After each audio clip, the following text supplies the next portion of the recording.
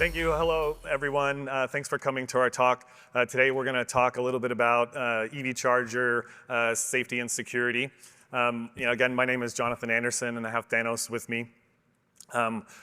Before we get started, we'd like to definitely acknowledge and thank all the Pwn2Own participants over the years and all the other people who helped put this research together. It just wasn't our effort. It was a whole team. So here is what we're going to talk about. To get started, we asked AI to make a little picture for us about our research. And as you can see, it's quite terrible at it. So it was so funny, I thought we would include it. But we're going to talk first a little bit about the EVSE attack surface. And when I say EVSE, I also mean EV chargers. So I'll be using that term kind of interchangeably. Then we'll talk some about Pwn2Own. Some results we've seen there. We'll dive a little bit deeper into some O-days we've seen at Pwn2Own. Then Thanos will talk a little bit about some of the research questions we wanted to answer after our experiences at Pwn2Own. And he'll dive deeper into some EVSE technology. We'll talk about the test rig we built to do our testing and our test methodology. And then we'll kind of wrap it up with some results, mitigations, and conclusions. And hopefully we'll have time for the questions at the end, but if we don't, we can meet you guys at the wrap room and talk about it there. So about 2 years ago, we started Pwn2Own Automotive at Tokyo Big Site. It's quite a fun venue and contest. Definitely try to make it out if you can. We encourage people to participate in Pwn2Own. And these are the devices we'll be talking about today, and most of these have been in Pwn2Own in the past. And when you take these devices apart and start looking inside them, you find some commonalities. They typically have a main CPU, which runs the GUI, the network, a lot of the major subsystems. It typically runs an operating system. Sometimes it can be a small RTOS, but it could be Linux or Android as well. Then occasionally there's a second processor which controls the power switching and measurement. And Thanos will talk more about the design of the power subcircuit a little bit later on. There's also a lot of devices and peripherals attached, which kind of contribute to quite a large attack surface. You can see them here. Lots of different network types, cloud connections, network protocols. So it kind of all adds up, again, to quite a big surface. Also, EV chargers typically come with a mobile application. That mobile application typically takes Wi-Fi credentials, delivers them over Bluetooth to the charger, so the charger then connect to the network. And then, of course, the app will do control and telemetry and that kind of thing as well. And it's a good place to get started reversing if you want to get into EV charging. You can download the app for free and learn a lot about how these systems work. So let's talk about what we've seen in Pwn2Own. Between 2024 and 2025, we had a lot of similar results, but the thing you will notice is the vulnerabilities aren't going down. And then one of the most important things too, last year we added a new category called the charge protocol modification. So if a contestant was able to modify the charging protocol going from the charger to the car, we gave them a little bit of extra money. And so here you can see that 4 contestants were able to do that successfully. And this is critical because this protocol controls how much current flows through the charger. And you can get some quite dangerous situations if you're able to manipulate this, and we'll show you more about this later on. And then we also added another category called the charge connector compromise. So if you're able to compromise an EV charger directly from the charge connector, we gave you a bump, and we'll also talk about that here in a second. So looking at the overall bug classes, maybe you can get an idea of the quality of bugs that are coming through here. If you roll up the CWE 120, 121, 122, which tend to be buffer copy problems, size check problems, we've got 8 or 9 between the 2 years, pretty simple bugs. And then if you start looking at the rest, you got a lot of authentication issues, certificate issues, even command injection and stuff. So overall, some pretty low-level bugs. Doesn't look good for the state of the industry, really. So let's dig deeper on a few. This was a great attempt by Synactive, successful attempt. You can go look at their blog. They have a lot of details. It's really good. They'll go into more detail than I have time for here. But fundamentally, what they did is they used a little Raspberry Pi to, in connection with the CAN controller, to downgrade the firmware of the Tesla wall connector. And the firmware version that they downgraded to happen to have additional debug services in it, a prior version. Then they use these debug services to find the Wi-Fi credentials of the controller, of the charger. Then they can jump on this network and then again use debug services that the services themselves had a global buffer overflow. And I'll say this more than once here, but this particular device had no memory protection, so it's kind of a one and done. They can jump through their own buffer and they have RCE. Another one was interesting, also by Synactive. It just so happens that the Autel charger has a plastic flap on the side with an Allen key. And so if you remove that flap, you have access to a USB connector. And they found a USB setup packet out of bounds read-write. So they're basically, you can see the code here. They check to see if the buffer length is non-zero, but they don't check for the maximum length. And so it just so happens that past the setup buffer are some critical function pointers, which they can write to, and then they have flow control. And again, it's a one and done, no memory protections in this device either, so they're able to jump to their own buffer with RCE. This is another interesting one we see on the Wolf box. On the bottom left, you see this management RFID card, what they ship with the each device. And it's used to reset your device to a factory state. Unfortunately, it's a MeFair Classic 1K card, so it can be easily cloned. And the other unfortunate thing is it resets not only your Wolf box, but all Wolf boxes in existence. So you can reset the Wolf box to an unpaired state. At that point, during the pairing process, you can extract an encryption key for the firmware, and then there's an undocumented firmware update feature which you can use. You send an encrypted JSON blob, and it applies your malicious firmware to the device. So this one, probably the most serious. Sina, while he was researching for the contest, found a cloud bug in ChargePoint, which allowed him to access all the connected ChargePoint chargers and potentially install malicious firmware. Vendor has been taking a long time to fix this. It's currently being addressed. And when you look at all these bugs in total, you got remote bugs, you got local bugs, you got complete fleet compromised bugs, and these bugs are all very simple, don't take chains, and have few mitigations. So quite concerning. So I'll hand it over to Thanos now. He's going to talk about some of the research questions we want to answer after we kind of had these experience with Pondone. Thank you, Jonathan, and welcome again, everyone. So what have we established thus far? We know there's widespread vulnerabilities in EV chargers. We've seen the myriad of attack surfaces being exploited. And of course, we've seen demonstration of manipulation of the charging protocol. We also want to consider how much energy is involved in the electrical supply and how much energies are involved in the vehicle and the battery itself. Now you've got elements that a malicious attacker can utilize to cause some hazardous situations. So our questions going into the research were, first of all, on an uncompromised charger, what are the inherent safeties built in? We wanted to baseline those. And then on a compromised charger, are there secondary safeties that beyond the software safeties if it were to be compromised?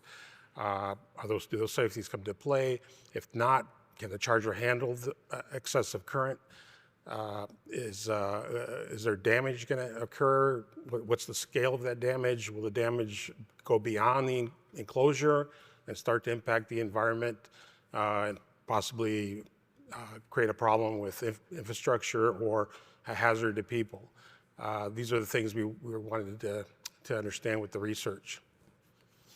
So a couple of the tasks that we needed to accomplish to do this, we first of all put ourselves in the role of a malicious attacker with these capabilities. First task is to defeat the software safeties in these devices. Secondly is to be able to draw current through the charger beyond the manufacturing spec. Again, this is based on the results we saw at Pondone and the elements available to an attacker. A few basics first. These chargers and the vehicles are designed around the J1772 standard. That standard outlines level 2 up to 80 amps of charging. And so you'll see that's going to be our target for the malicious attacker to achieve an 80 amp throughput through the charger. On the right, you'll see a picture of the charging gun showing the yellow pins being the 2 high conductor pins, protective ground in green, and there's 2 control signals. The proximity pilot simply informs the vehicle what the state of the cable is, if it's plugged in or not. The more interesting one to us is the control pilot, which, among other things, will relay to the vehicle from the charger what its maximum current should be at any particular time. So a typical EVSE EV charger hardware scenario looks something like this. As Jonathan mentioned, the main processor usually handles user interface, communications, a plethora of things. Quite often there's a secondary process that will focus on lower level functions. This one isn't necessarily immune to compromise. There's typically a very feature-rich interface, including firmware upgrade of the secondary processor, so we believe it's just as vulnerable as the main processor. There's usually instrumentation, and this is the main control point. So there's a main relay involved, typically driven by one of the processors, which bridges the electrical service on the left, shown by the NEMA plug, to the vehicle on the right, shown by the 1772 plug. There's instrumentation. In this case, current is measured, charge current specifically, temperature sensor built into the enclosure to measure that temperature. And then the control pilot signal is generated by one of the other processors. Digging a little deeper into the control pilot signal, you'll see it's 1 kilohertz pulse width modulated signaling. Again, this relays the maximum current that the vehicle is allowed to draw from the charger. Per the standard, it's defined as low as a 10% duty cycle representing 6 amps, up to a 96% duty cycle signifying an 80 amp. Clearly, the attacker wants to maximize that current for a malicious attack. Here's an actual example of an attacker, well, in this case, a researcher, manipulating the key parameter here, which is the duty cycle of the PWM signal. As you can see, it's being varied, and this was at the Pondone contest, demonstrating that this can be done beyond just exploiting the charger. So again, we're now manipulating, impacting potentially the current that the vehicle is drawing. So to achieve the task I mentioned earlier, we needed a way to load the EV chargers with maximum power and pull as much current as possible. We devised this fixture, which allows us up to 27.5 kilowatts of load using resistive elements. The front, you'll see, going from left to right is the electrical breaker that we tie into the electrical service.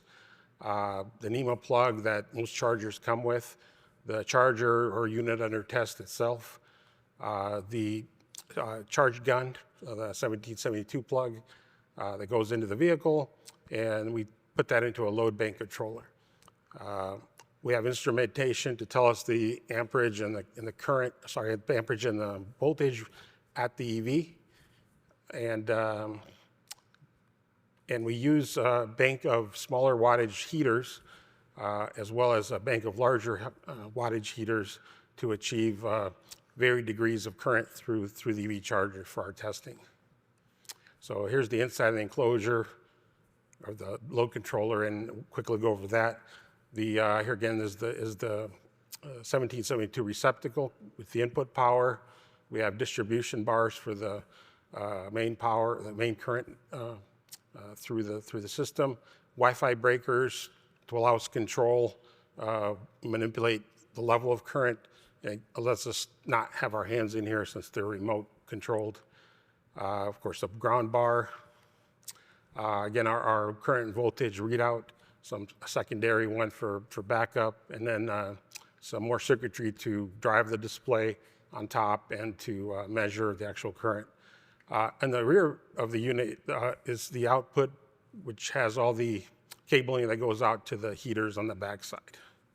So this is the rig we developed to draw the maximum current through these chargers, again, above what the rated manufacturer would allow.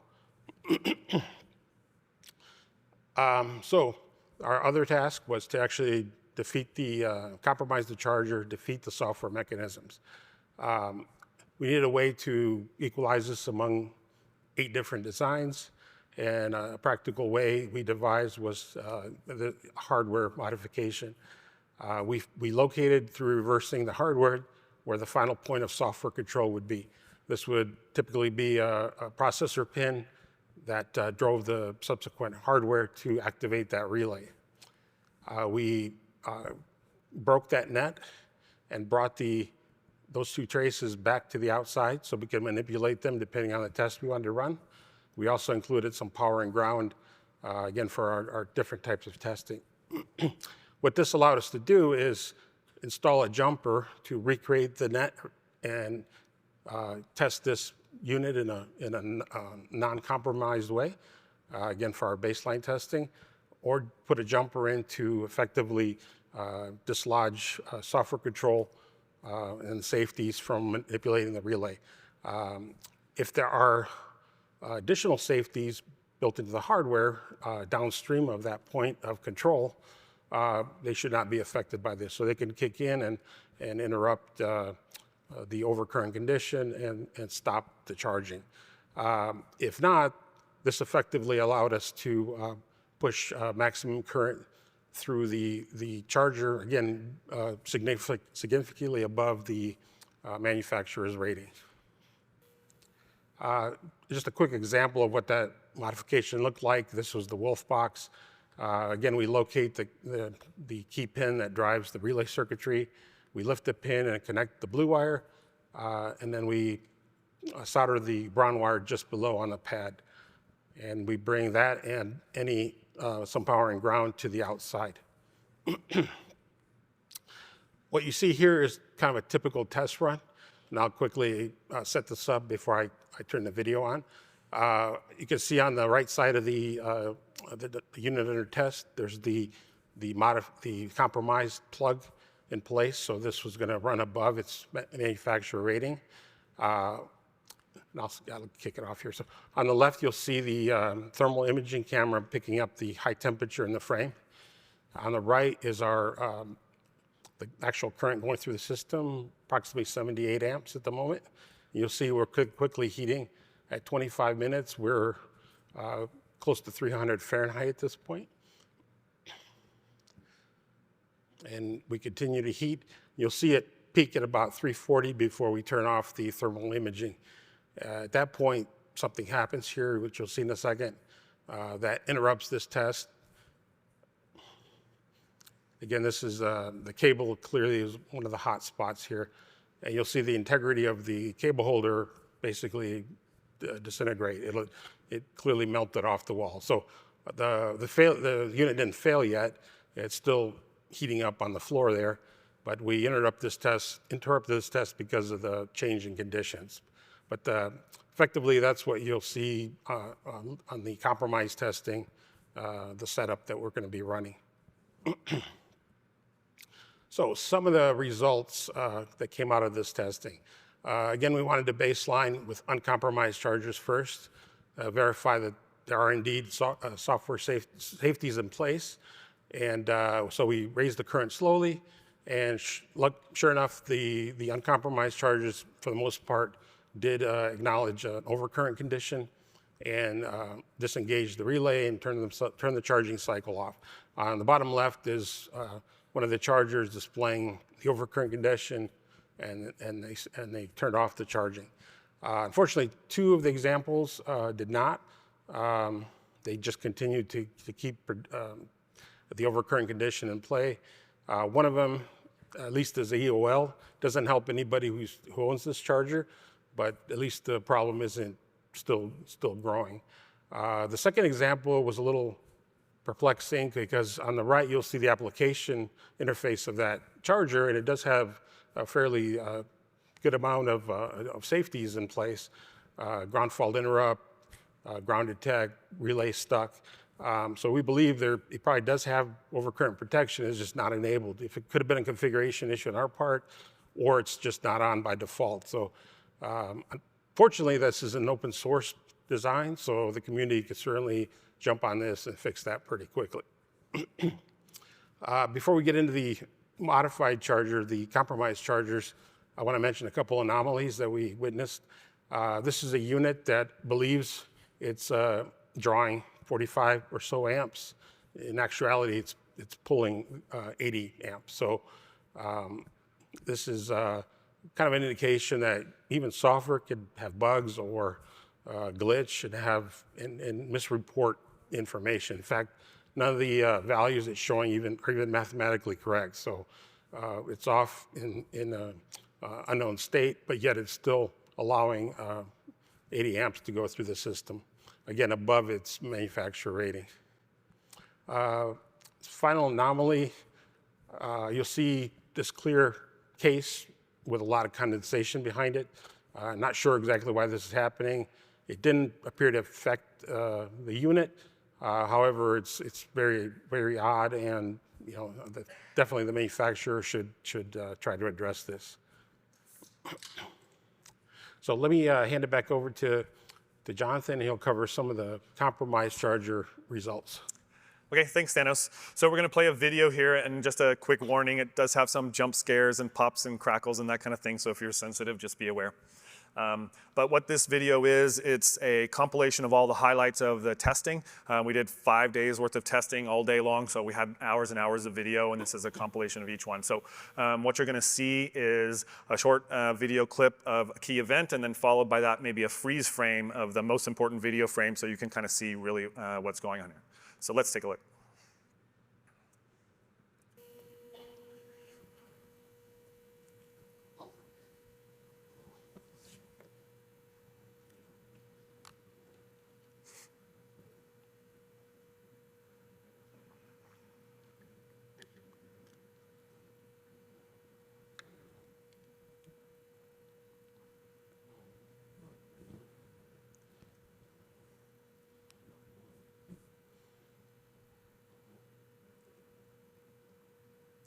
So here we'll start out with the Autel device, and in the upper right, you'll be able to see the current and voltage being drawn.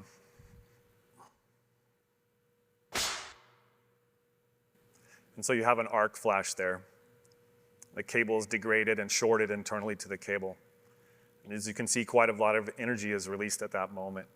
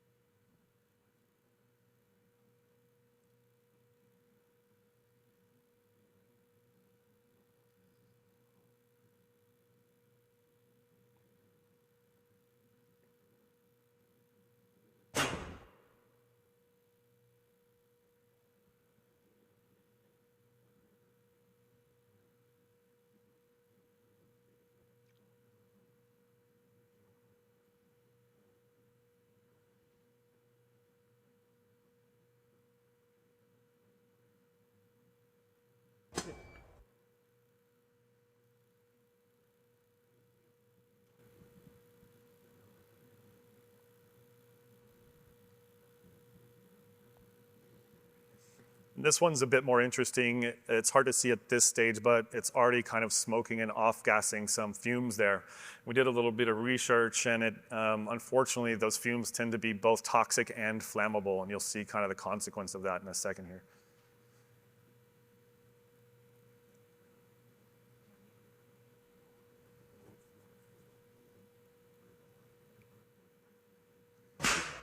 And so we've clearly had a significant failure, and the device continues to draw 80 amps.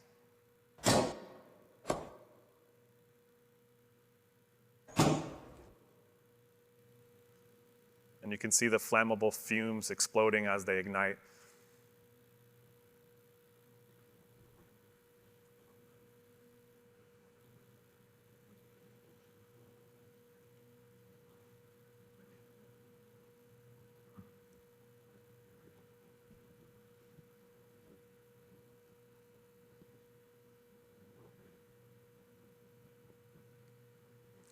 And so there's the example of what happens when the flammable fumes are ignited by the arc flash. And here you can also see jets of molten copper kind of coming out from the sides there.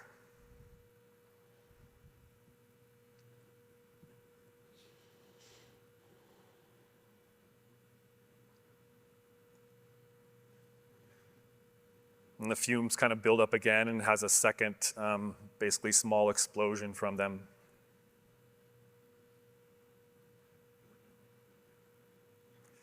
And then when we remove the device from the test fixture, you can see the fact that it's heated the back of the plywood itself, and the cable holder are still extremely hot. So here's kind of a montage or a collection of all the key events. And again, you can see that the two biggest explosions there were from the flammable gases. It's quite concerning. We did all our testing, and open air was quite breezy, and there was plenty of ventilation outside, but I can imagine what might happen in a closed one-car garage if it's able to fill with these fumes and then ignite all at once. It could be quite violent. And then again, you can see in the top middle, the wolf box, you can see maybe a green colored flame, looks like burning copper from the wire itself. And then, like I said, quite violent results, and lots of potential danger there. And so one thing you might have already noticed by looking at this is, wow, the cables seem to be a weak point. And if you kind of look a little bit about at the math behind it, you'll discover that there's a square law relationship between the current draw and the heating. So if you double the current, you quadruple the heat. And that's kind of you're seeing the consequence of that there. As Thanos mentioned, we see charging cables getting extremely hot, above 350 degrees. You get first-degree burns at 100 degrees, hot enough to melt the cable off the wall. And I'll say any cable that didn't flat out fail in a violent way failed in different ways, melting together, fusing, releasing smoke, et cetera. None of the cables would be safe to use after that. We also observed some other damage inside our load box. The control pilot circuit was completely vaporized at one point. And the reason for this is, you can imagine, as the cable starts to melt internally, the high current conductors kind of short with the signal conductors, and then the high current is like routed through the wrong path within the device. And we also saw at least 3 other chargers have this similar kind of damage. And if your EV doesn't have quite robust protections on it for these signals, there's a good chance your EV would be damaged at this point. So in the end, unfortunately, none of the chargers we tested were robust in the face of compromise. So when the software is under an attacker's control, there were no separate hardware mechanisms which prevent it from engaging in this kind of dangerous destruction. Half of the chargers we tested failed within an hour and a half. The first one failed within an hour, and the remainder failed within a period of 5.5 hours. So you charge your EV at night, and before you wake up, you have a serious situation. So what can we do about it? Probably the first thing people say is, oh, I have a circuit breaker, no problem, it'll save me. Well, it's not really that simple. A common misconception about circuit breakers is that if I have a 60 amp circuit breaker, as soon as I draw any current over 60 amps, it will immediately trip, and that's simply not the case. Circuit breakers have kind of 2 independent mechanisms that work together, and here we're kind of most concerned with the thermal mechanism, right? And as the thermal mechanism starts to heat up, eventually it gets hot enough to trip. But let's take a closer look at how a typical EV will be installed by a professional. First of all, there's some rules that require the breaker to be upsized, meaning it won't trip as soon. So for a 48 amp charger, they're going to recommend a 60 amp breaker. And then it just so happens that a typical breaker also has some headroom built into it. And so then when you start to combine all these headrooms, you get quite a situation where heating can continue to occur. And at a 48 amp charger can overcurrent by 41% indefinitely. And we've looked inside these chargers, and I don't have the impression that they're designed to handle this kind of continuous overload. And for a period of an hour, a charger can draw almost twice the current that it's rated. And this is if the breaker is installed correctly, right? Then there's some other factors also at play. Breakers are designed to operate at specified at a fixed temperature. So if your breaker box is outside and it's very cold, these factors can be even worse, right? The breaker could run much longer without tripping. There's even one manufacturer that recommends oversizing breakers and uses language like put this breaker or an even bigger breaker. And of course, that will allow even a worse situation to occur, right? And then there's also people that think, oh, I'll personally put a bigger breaker in case I want to upgrade my EV charger later or have the electrician do it. That way I can future-proof. But all this contributes to making the situation much worse. So what can you do about the cable? Well, in the bottom right, we have a picture just reminding everyone that fire goes up. So it may not be obvious, but on almost every EV installation you see, you've got the coil right below the charger, which is clearly going to exacerbate the situation if you ever have this problem. So don't mount your coil under your charger. There's manufacturers that recommend wrapping the cable around the charger and storing it or using it that way. Definitely don't do that, especially when it's plugged into the car. Basically make sure the cable is not coiled and doesn't touch anything but concrete. You might think a longer cable is more convenient, but a shorter one's actually safer. You could try replacing your cable to upgrade it, but what it would fail next, we don't really know. So non-cable solutions, you can try to keep your EV off the network. You can try to disable radios. You can try to remove antennas, block traffic. You can try to keep it from getting compromised, but all this might not really be possible depending on the charger. And walk-up attacks are still viable in that case. Some cars do allow limiting of current, so definitely go ahead and if you have that feature in your EV, set the allowed current to the same as the charger rating. That may help prevent this situation. You could try to also purchase an EV charger that's rated for the full 80 amps. So under compromise, they would pull 80 amps and it's rated for it and it works fine. Unfortunately, those tend to be twice as much or more as a typical charger. And then there are also some special breakers that you could use to possibly mitigate damage. There's what's called a Z-trip breaker that might help mitigate damage. And then there's some electronic breakers which themselves cost between $1,500 and $2,000 without install costs and are quite complex. But at the end of the day, we shouldn't really be having this conversation. I think the equipment manufacturers need to deliver a device that's intrinsically safe, even in the face of compromise. So let's talk about what that would look like, right? And it's just basically having an independent hardware mechanism that measures the current and interrupts the relay, right? And so a practical application of that looks something like this. You have a current transformer, then you have a maximum current set point, and at manufacturing time, that current set point is set to exactly what the charger is capable of handling, and no software compromise can touch this safety system. You would also have a latch to make sure when the safety operated that it stayed in operation until the power was cycled, and then you have the actual interrupter itself, which would de-energize the relay.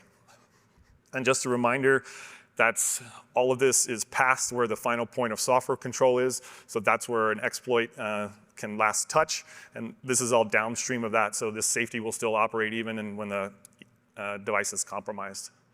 You can also use a simple fuse. It's really not our job to design all these hardware solutions. Each manufacturer can do whatever's best for them, but none of this is expensive to implement. So let's talk about some conclusions.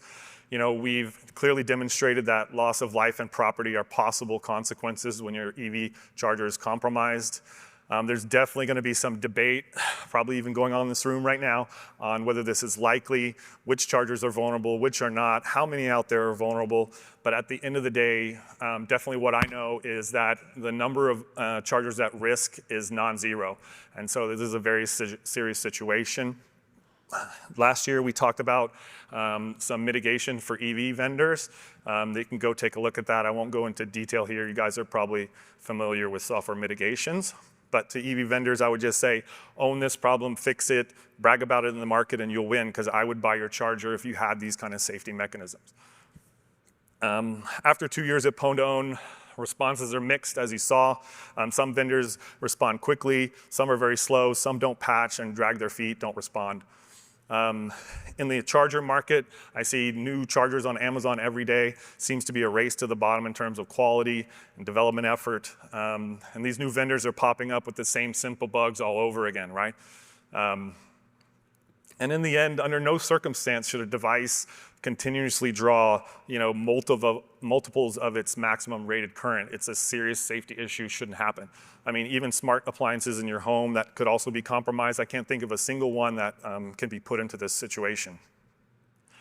And apparently vendors need some more push than us just begging them to make their software better. I don't expect them to become security experts anytime soon. And for them, a good implementation would be, again, out of reach of compromise and would probably be easily testable by UL Labs and other independent reviewers, right? So we could all have more confidence in safety here. And so in the past, when we talked about potential impacts of vulnerabilities, this is what the slide that we used.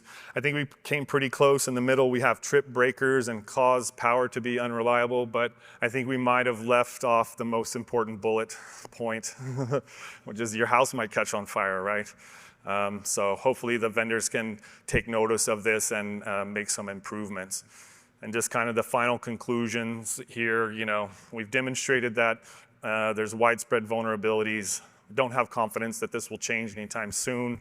We know we can overcurrent devices and stress them, and we really need some change in the industry to improve this situation.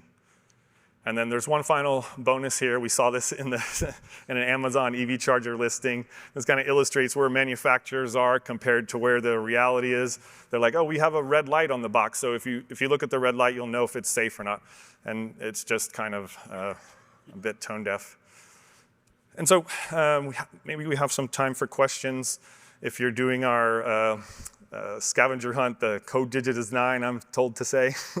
But anyway, we also have some blogs on EV chargers, charger attack landscape and stuff. You can look at ZDI blogs if you're interested there. And also, if you want to contact us, you can do that. And we're happy to go over to the wrap room and chat with anyone who has further questions. And we also brought one of the melted EV cables if you really want to take a look at the damage up close and see what it looks like. So happy to take questions or